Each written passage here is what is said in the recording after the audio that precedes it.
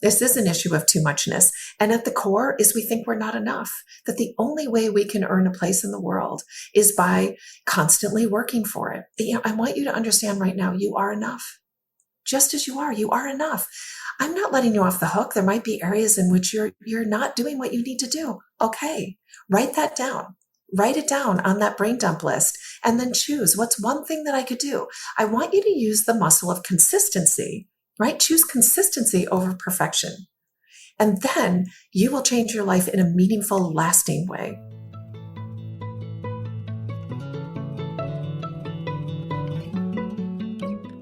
My name is Francesca Phillips, and you're listening to the Good Space Podcast, a show where we help you find peace and power in work, relationships, and intuition. Welcome to the Good Space. Today I'm speaking with Katie McDonald, the creator of b.nourished. She's created a holistic executive coaching approach inspired by her own personal journey. After early success as a high-performance corporate executive, followed by the intense responsibilities of motherhood, chronic self-neglect led Katie to the depths of overwhelm, depression, and illness. Viewing self-care as a key to success rather than an obstacle, Katie has curated the proven practices of b.nourished through decades of self-study, speaking, and concierge coaching engagements. Katie and b.nourished are a testament to how, with intentionality and mindfulness, peace of mind and productivity can actually go hand in hand. She's been featured in Huffington Post, Dwell, and more. Katie includes Brown University Center for Entrepreneurship, Eileen Fisher, Facebook, and others as her clients.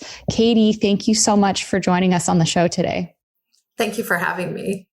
I'm so grateful you're here, and everything that you stand for, and we've talked about this before we started recording, is like, it matches so well with what I teach on the Good Space, this idea that peace of mind and productivity can go hand in hand. And that is something I have preached for years. And I'm so glad that you're on that same page. So why don't you tell us a little bit about yourself and how you decided to do what you're doing? Well, I was a human doing, like I had the doing part mastered, but the being part, I had no idea. I burned myself out. I was addicted to busyness and had to have extreme illness, ulcerative colitis, pneumonia, shingles, asthma, allergy. I had to fall apart to wake up. And I realized I made a vow in my darkest days to say, if I can recover and do everything that I've already studied but never implemented, then I'm going to go back to my tribe of doers and I'm going to share what I learned. I'm going to teach the doers how to be. And my struggles were always, I felt like I had to choose productivity or self-care, that they couldn't coexist. And I was always going to choose productivity. I love getting stuff done, except I came undone in the process. So my recovery, my healing was in embracing the two, that in order to be more productive, and I will always love to do, then I really need to take exceptional care of myself. And that's how I figured it out. And now I work with people sharing those same strategies and adding to that toolkit over and over again. So what did that look like? The first step. So you realized, okay, I'm coming undone. I have these illnesses. I like productivity, but I know I need to take care of myself. I had to admit, that's where I was. I had to admit that in order first to recover from the extreme desperate state I was in is to stop doing that, to tell myself that the only thing I was responsible for was my own well-being, that I had to heal, I had to recover, and then I could decide again. So I put myself in a crisis situation because I couldn't do it gently. I had very black and white thinking, and I had to put myself in that extreme so that I could really see the consequences of my self-neglect. So the first thing was shutting everything down. I said no to anything that wasn't directly related to my getting better. And that's tough for somebody who was a people pleaser, somebody who never wants to disappoint anybody else, but readily disappoints herself. That was a big step. But again, I was desperate. And I wanted to get to people before they got to desperate, before their body demanded, before their mind and soul demanded attention as mine did. So you were running your own business. And so it was more like saying no to clients and that kind of thing, or just in general? I was working in corporate America, and that was the start of the addiction Actually, it wasn't. It was probably at birth. I was probably a very busy baby, I'm guessing. But really, I was in corporate America, got my first level of sick, and then decided to quit, conceived my son, who I had been, trying to have a child for 2 years. And the minute I decided to quit my job, my son came into our lives. And then I just took all that intensity and all that perfectionistic standards, and I applied it to parenting and got sick, even more sick this time. So I had to say no to every committee, any obligation that wasn't directly related to my well-being and caring for my son. It was just a no. And it was terrifying. I wondered if I'd ever, if I'd never felt so alone. And yet in some ways I felt so deeply connected that the real suffering was the disconnection. I was living neck up. That I really, this illness, this dis-ease required me to take the elevator down and inhabit my body and become whole again. And so it really, again, I had several phases. There were lots of whispers and hints that I was on the wrong path, that I was denying my needs in service to pleasing everyone else. But it really took me to that level of extreme for me to say no. And I had said no to myself. I had mastered that one, but no to anything else that might have been in service to other people. I couldn't do it until I was forced. What would you say to someone who maybe has a corporate job right now and they feel like I can't quit, or they're in the throes of parenthood and they're like, okay, what do I do? So how do you help people not have to get to that point, but they can start the balance where they're at? Yeah, so this is a simple strategy, but it is the most challenging thing that I ask my clients to do is sit and have a cup of tea every day. Create a tea ritual, or if you're coffee, do coffee. The bottom line is I want you to repair the relationship you have with yourself. And it starts with simply being in your own company. See, we can't craft a relationship, nurture a relationship when we don't spend any time with someone. So I'm asking you to spend time with yourself, because this state of frenzy, we can't outrun ourselves. I tried. It didn't work, right? I was forced to change through desperate measures. But the bottom line is, let's just reacquaint ourselves with ourselves. Have a cup of tea from the moment you fill the teapot to the last sip. Silence.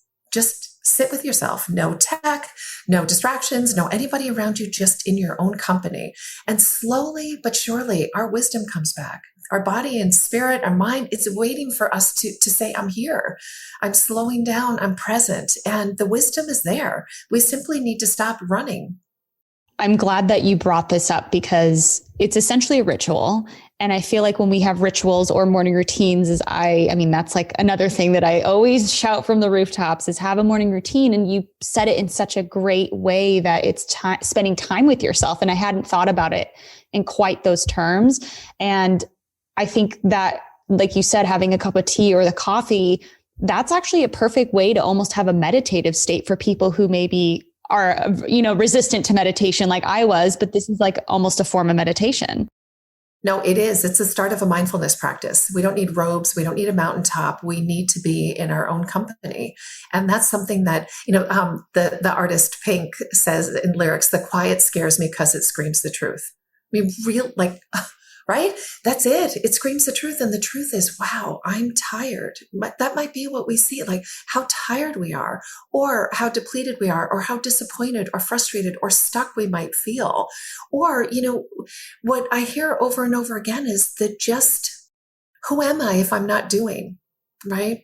And we have to challenge the notion that we are condemned to a life of doing. And my final breakdown was this epiphany of, wow, I will never get to the bottom of this to-do list. Every day something's added, no matter how efficient I am. And I love getting stuff done. No matter how productive and efficient I am, this list will never end. And that was the surrender. I was like, I give up. I give up. I can't do this pursuit anymore. So the work becomes, if you want to get busy keeping your word to yourself. Say, today I'm going to have a cup of tea, and then do it every single day. And you know what? All of a sudden, all the promises that you've broken to yourself in the obligations to everyone outside yourself, well, all of a sudden you start taking yourself seriously again. You start trusting yourself again. How could we trust someone who has broken promises over and over again to ourselves? So this is really an opportunity for us to recalibrate the relationship we have with ourselves. And it starts with understanding first that there's been a level of disregard and neglect, sometimes benign and often not. What comes through my mind is, how did we get here? Like, since when did, I know it's the conditioning of the world, how we work, how all these different things, we kind of judge ourselves. I'm like, why do we judge ourselves for wanting to slow down or wanting to have that cup of tea or for doing self-care? Do you have thoughts on that? Well, we perceive it as laziness, right? We just do. The culture supports it, as you so wisely said. I mean, this is a culture of doing. And I don't believe we feel like we have permission. It feels indulgent. It feels naughty. It feels luxurious. And so we build this life with this fantasy that I'll slow down when I've finished everything I needed to do, then I'll take care of myself. When I get through this project, I'll take care of myself. Well, it's just a bunch of lies. Like, we're deluding ourselves. We don't mean it. It's, we need to reverse it. It's, we need to say, wow, I have a really busy day. I better double down on my self-care. I better make sure I get that really long walk in silence. I better make sure that I journal. I better make sure that I meditate this morning. I better, eat really well because I want to perform at my best.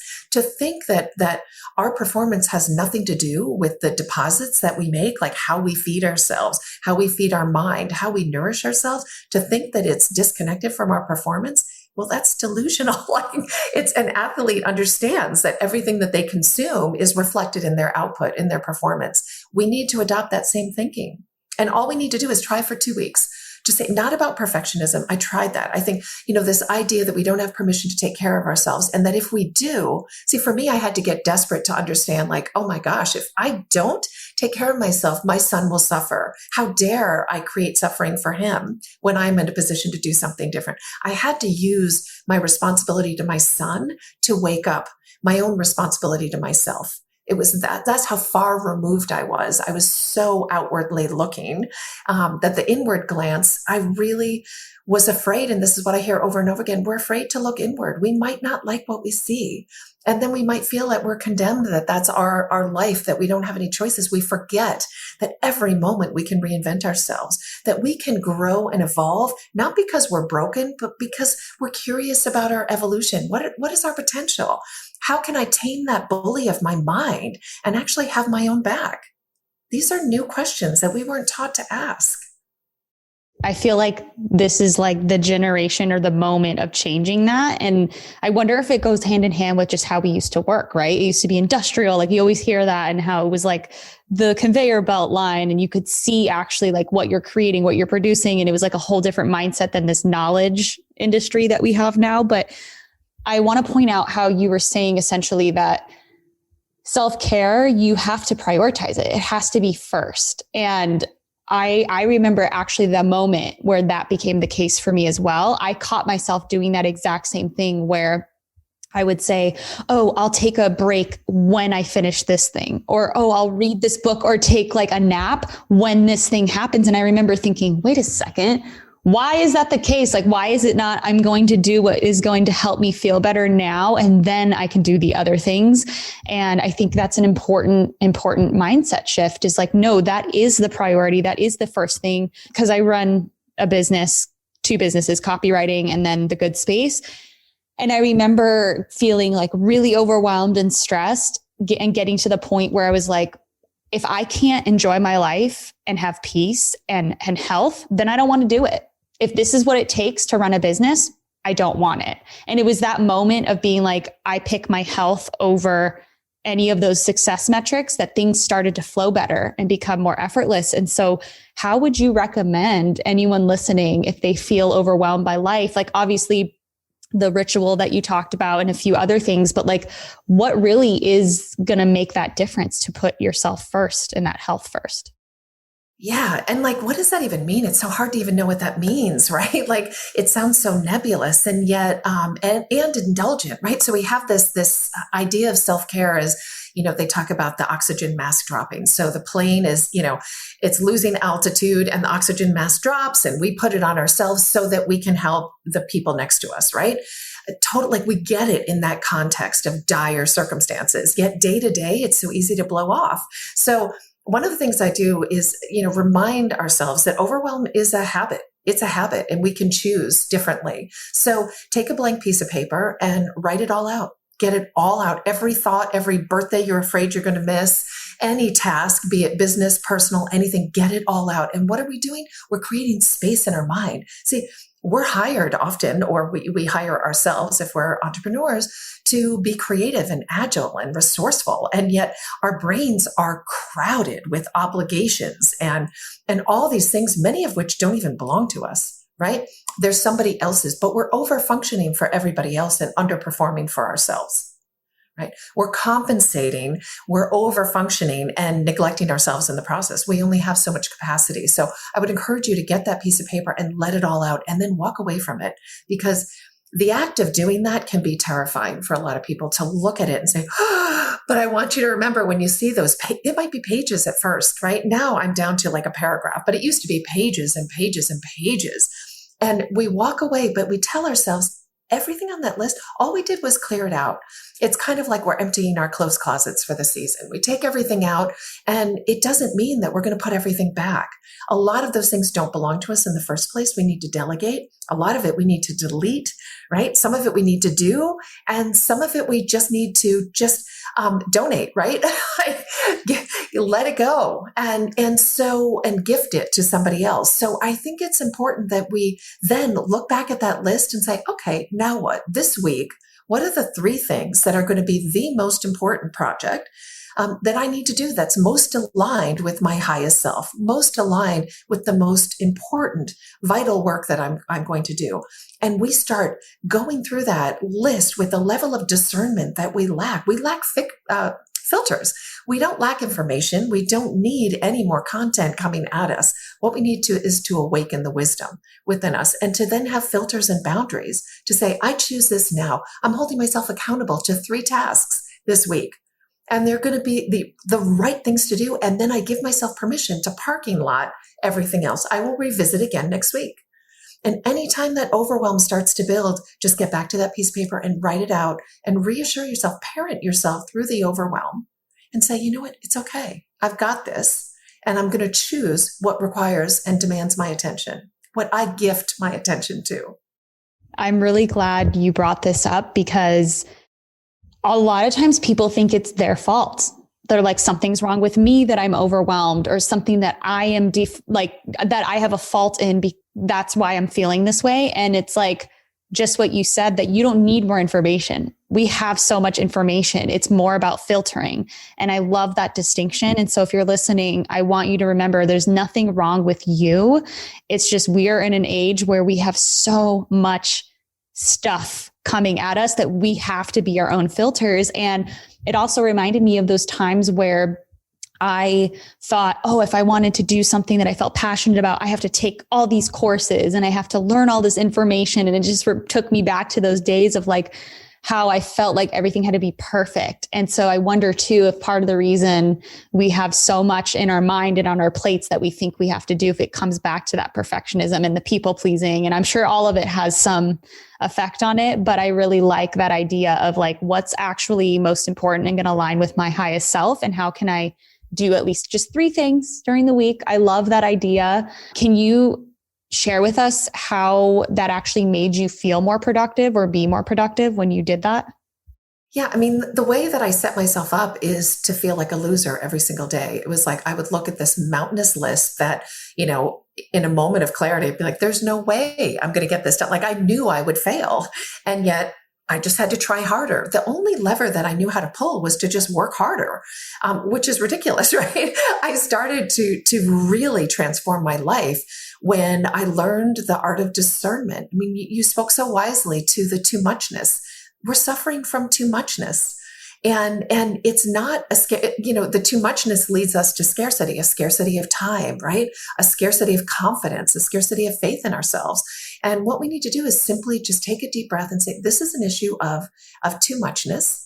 one of the main challenges in the overwhelm is passion. I'm a deeply passionate person and I have a lot of things I really love, but I don't have to have it all now. Right. And we have this perception. We see these people who seem to have it all together and they're in this, like, I got it all together club. And we're like, oh my gosh, if I just work harder, I'll be let into this club of this paragon of perfection. It doesn't exist. I look under the hood all the time under the, over these high achievers. And I see the same thing. A lot of times it's lack of confidence, lack of permission to take care of ourselves, thinking that if I invest in my own, time, the basics, like we don't have to, again, sit on a mountaintop in a robe. Like we need to sleep. We need to drink water. We need to eat vegetables and, we need to have quiet moments and we need to reflect. We need to just we need to move our bodies. Like these basic things is where we've deviated. And if a workout to you, back to that perfectionism, is an hour long, it's like, hey, how about we throw in some AirPods and talk to a friend, right? Or even have a business meeting while we're walking. Let's be creative about this. But what we can't do is continue to throw ourselves under the bus. So this is an issue of too-muchness. And at the core is we think we're not enough, that the only way we can earn a place in the world is by constantly working for it. And I want you to understand right now, you are enough. Just as you are enough. I'm not letting you off the hook. There might be areas in which you're not doing what you need to do. Okay, write that down. Write it down on that brain dump list and then choose what's one thing that I could do. I want you to use the muscle of consistency. Right? Choose consistency over perfection. And then you will change your life in a meaningful, lasting way.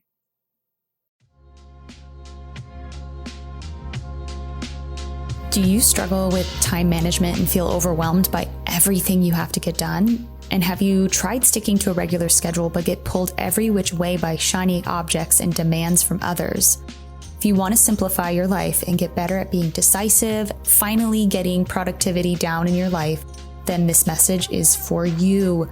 I have released a new book called How to Not Lose Your Shit, the ultimate productivity guide for entrepreneurs. This book gives all the methods that I have taught my private clients, my followers for many years on how to see results in your business and to get more peace in your life. I've had so many entrepreneurs say how overwhelmed they feel and drained and burned out. And so I teach them a framework and different techniques that help them to take back their peace and to start loving running their business again and to start feeling human again. If any of this sounds like you and any of it sounds good to you, then make sure you buy this book now. It is workbook style, so it's a roadmap and it gives you a link as well to a download that you can easily print and use as you're implementing everything in the book. And it's very short. It's probably like 60 to 70 pages. So it's very short because I only wanted to give you information that was actually useful to you. And I throw in a few stories as well from people that I've worked with. So a lot of good things in there. Make sure you buy it now if this sounds like something you need. And if you have any questions, feel free to direct message me or email me. And I hope it helps. There was something you said earlier too about like you're passionate about so many things, but you don't have to do it all now. And I'm like, ooh, that really hit me because it took me like a decade to realize this, but I don't have to rush. There's no timeline that I have to follow. I used to think, oh, because so-and-so is at this place in their life, I'm behind, or I'm not, enough like to where I need to be. And it's like, actually, there actually is no like earthly like timeline here. And so when I was realizing that, it helped me slow down a little to enjoy the ride a bit more. I got more creative and inspiration because of it. And so it's just the looking at it, the way you look at it makes such a difference. Well, I love that. Thank you for sharing that because, we all have suffered from comparisonitis at times, right? We're comparing our messy insides that we know all too well with everybody else's perfectly packaged outsides and wondering why we feel inadequate. Of course we do. We only need to compare ourselves to our future selves. and compare ourselves to the day before. Like, how did I show up yesterday? And what could I do differently? Right? That's like this level of curiosity about ourselves. We're obsessed with other people's lives on social media, strangers' lives, and then use their life as measurement of whether we're good enough. Like, it's ridiculous. We need to break the cycle and instead be curious about our own lives, right? Step into, we are the experts on us. And yet we give that power away day after day after day and wonder why we're so depleted, wonder why we're resentful. We're resentful because we are giving far more than we're taking in. And if we don't have our own backs, right? If we're not standing up to our own needs, to quieting the bully that resides in our head that tells us we're not enough, that drives us relentlessly to do more and more and more. If we don't have the vocabulary and the self-advocacy to say, stop, not on my watch, right? Then we're never going to break the cycle, especially for women. So if there's any point where guilt is coming in when we show up for ourselves, when we're doing what we need to do, that somehow we're giving less to the world because we're giving something to us, I want that to stop right now. It's not true. We have to challenge the delusions that we have and say, that is not true. I am of better service to the world when I am restored, when I am nourished. It's our obligation. It's not just a birthright. We came in with that, right? It's not just a birthright, but it is an obligation to bring the fullest version of ourselves to a world that so desperately needs it right now. I mean, really, what does it take, a pandemic, for us to wake up and be like, wow, I think the way I care for myself matters. It does. Where do you start with the self-love to start working to be that way? Because I remember when I was trying to do self-care and everything that you're saying, it's because I actually didn't like being with myself and I didn't like me, that it was so hard to actually ingrain it. So do you have any thoughts and tips on if someone is struggling with loving themselves enough to do it, what they can do? And then also for the parents out there or people who they maybe don't have the opportunity. What I'm thinking of is like when I released a morning routine guide, I taught it in a way that's like, if you can do 10 minutes, great. If you can do an hour, great. Do it based on what you can do. And I remember someone who downloaded it said he's a single dad with 2 jobs. And that when he usually reads stuff like that, he's like, I don't have time for it, because he literally, to survive, didn't have the opportunity of time like other people do. And so I just was wondering if someone's listening, they're like, well, I have 2 jobs, or I have all these kids and I work a night job or a night shift or whatever. Like, what are some small things that they can do as well to still get that effect? I'll start with that one just because there were so many ideas, but remind me about the self-love one, because I definitely want to address that. So that's why it's so much more important to do the brain dump, right? Get it all out and be like, look, we have to, this is something we don't typically do. And it's been a game changer for me and for my clients and the people who study me, is that it's like, we need to actually just get off our own backs, quiet ourselves, and take the context and considerations. We're not thinking about this. It's like, okay, here's the thing, the context: 2 jobs, single dad, kids. Like, okay, then we say, this is the reality right now. What can I do? That's it. Like, right. We could hang out in the deprivation. We could hang out in the depletion. And in a lot of cases, like it's very legitimate for us to feel like victims in our circumstances sometimes. But the fact is, it doesn't help. It doesn't get the job done. And we get to decide what we choose. So I would say, like, what in that circumstance, knowing these contexts and considerations, what can I do? I can do 10 push-ups and I can celebrate the heck out of that progress, right? I can have a cup of tea, celebrate the heck out of that, right? Then we're getting not only the benefit of the habit and the confidence that comes from the consistency of a very small habit, right? 10 jumping jacks. Like there are really simple ways that we can do it. Or, make sure the breakfast is a smoothie, right? Okay, you're going to eat breakfast. Let's get it as healthy as possible. Load it with leafy greens. And you've just made, you just have an insurance policy for the rest of the day. Double it. And now you've got it for a 3 p.m. snack. You see what I mean? There's so many creative ways to do it when we get real about what our capacity is, and when we get real about the priority that we have to take care of ourselves at the most basic foundational level. We are human beings, and this body requires maintenance. And just like if you don't get an oil change, right, your car's going to break down. It won't function. We are the same, and we don't have to get to that point. We need to have this maintenance program in place. And frankly, our bodies and minds require daily maintenance. And we can feel burdened by it. And many people do, like, oh, really? Another thing to do? Or we can, again, flip it in our minds and say, in order to do everything I need to do, and in the case of the single dad, same thing, I better do these basics. And it might not be an hour at the gym. It's going to be 15 minutes, but it's going to be really a powerful 15 minutes in which I'm fully present. So there are ways we need to get creative, but we need to have respect for what the context is. And compassion for the reality, right? But we also need to challenge that reality because we have limited thinking a lot of times. So what can I do, right? What do I need and what can I do? Those are powerful questions to ask. As for the self-love, gosh, I'm still working on this. I mean, I spent decades in therapy, and every time I would hear, you need to love yourself. Well, you know what? Screw you. I don't even know what that means. Like, what does that mean? I would hate it. I would feel like a failure. All it would do was reiterate how can I fail at something that's supposed to be just human nature, like love ourselves. And everybody was just sprinkling that all over the place. And I weaponized it. I used it as further evidence of what a loser I was. It wasn't until I acted my way into it did I get a sense of what self-love is. Well, you know what? Self-love is doing what you said you were going to do, even though you don't feel like it, right? So on the meditation mat this morning, did I feel like it? No, I really, really didn't want to do it, but I like that version of me. So I did it. Right? That's how we talk to ourselves. That's how we parent ourselves. And that's how at the end we're like, wow, I actually really like myself. I end up liking myself because I am treating myself like someone who likes herself. And all of a sudden I discover most days I actually like myself. And the other way is back to that tea habit. It's like I'm in the company of myself and I choose that company because I actually like what I discover because I can see the thoughts that aren't serving me and then I can offer new thoughts. Wow, there's so many amazing points that you hit on. And I'm going to see if I can pull out these threads that came to mind, and you can tell me if you think there's others to add. But what came to mind was that when you love yourself, it's almost like an integrity.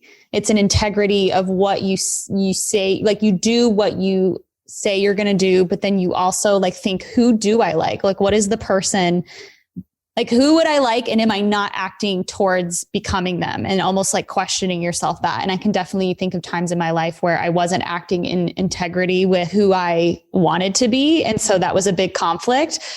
See if you're in integrity with who you want to become and who you would love to be, and then what you're actually doing.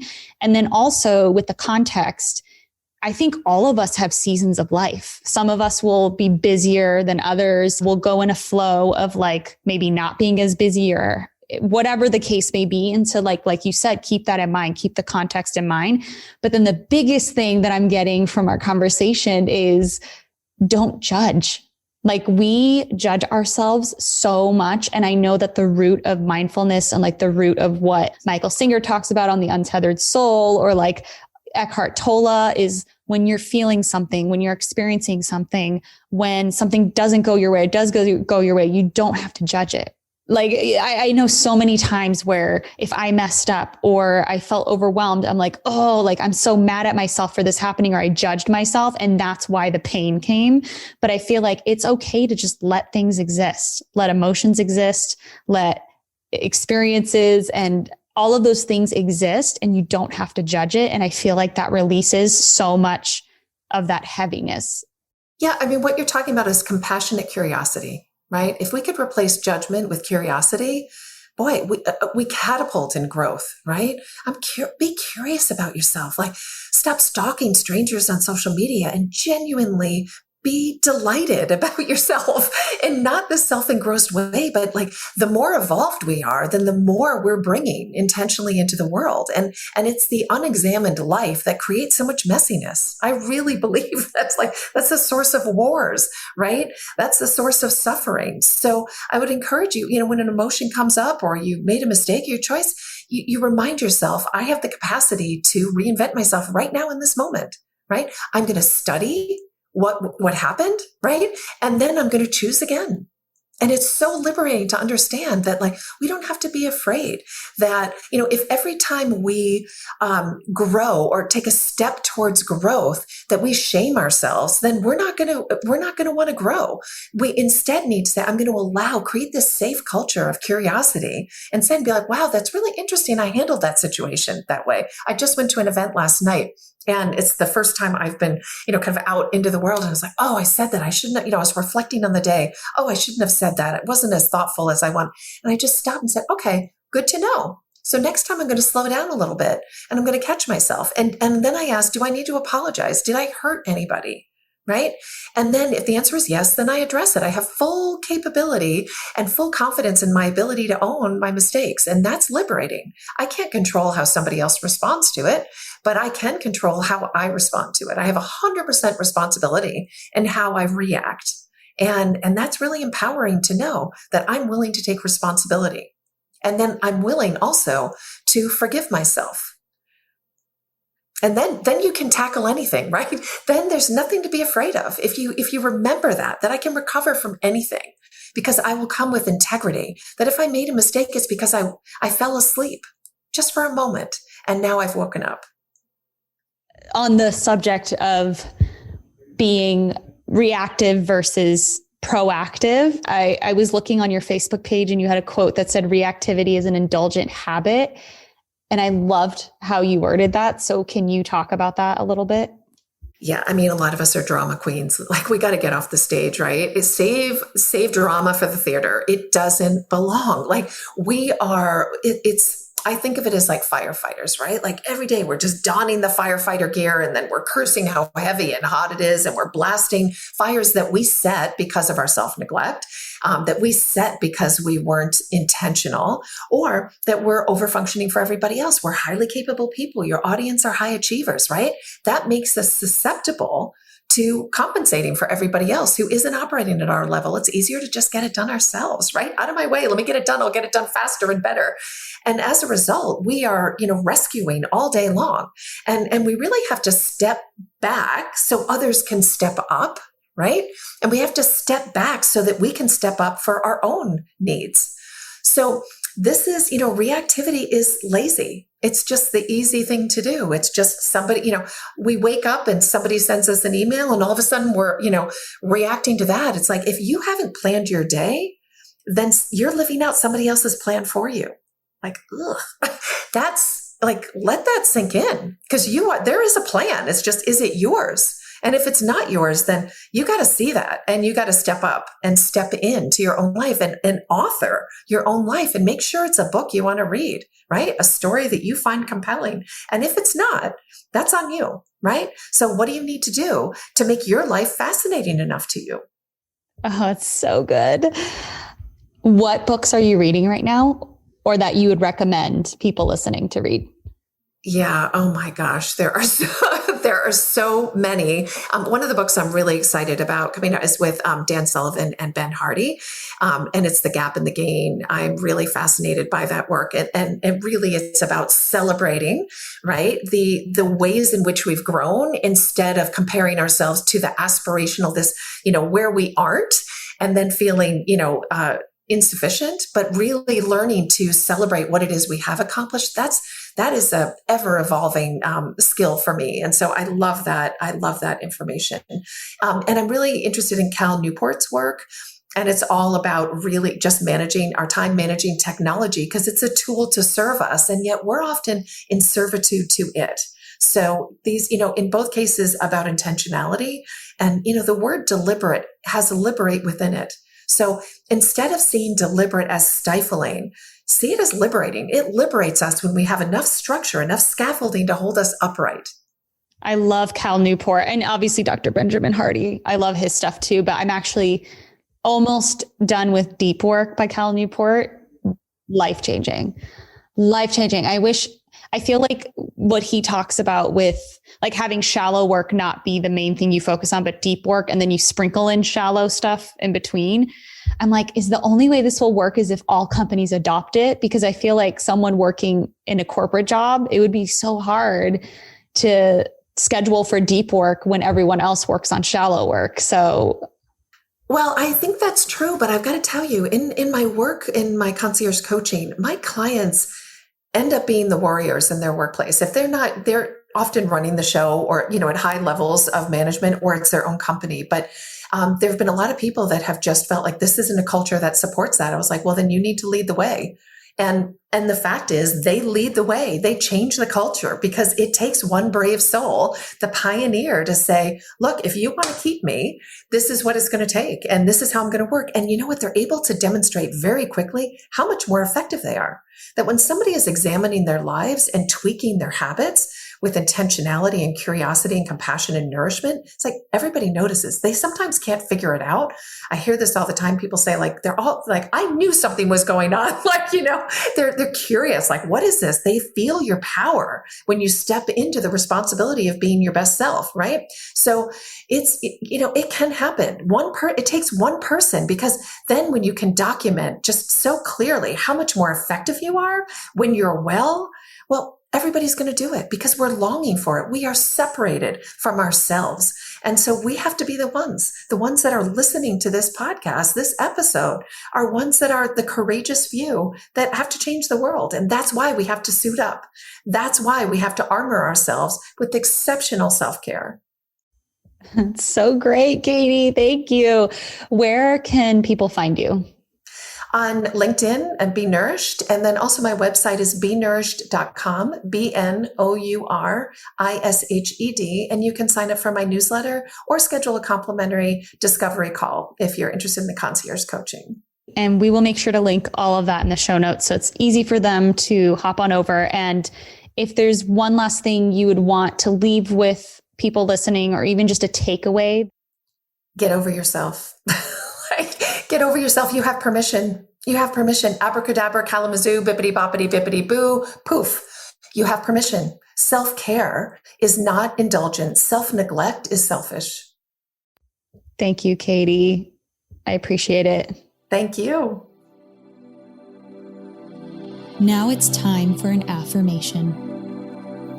I love myself fully and allow that love to expand to everyone around me.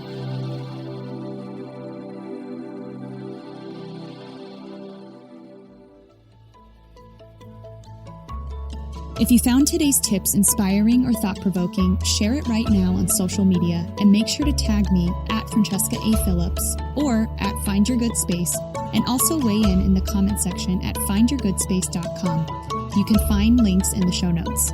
And if you have a spiritual or mindfulness problem that you want me to unpack on an upcoming The Good Space episode, or an awesome manifesting story you want to share, give my podcast phone line a ring right now at 917-719-0867. Also, don't forget to download my free morning routine guide.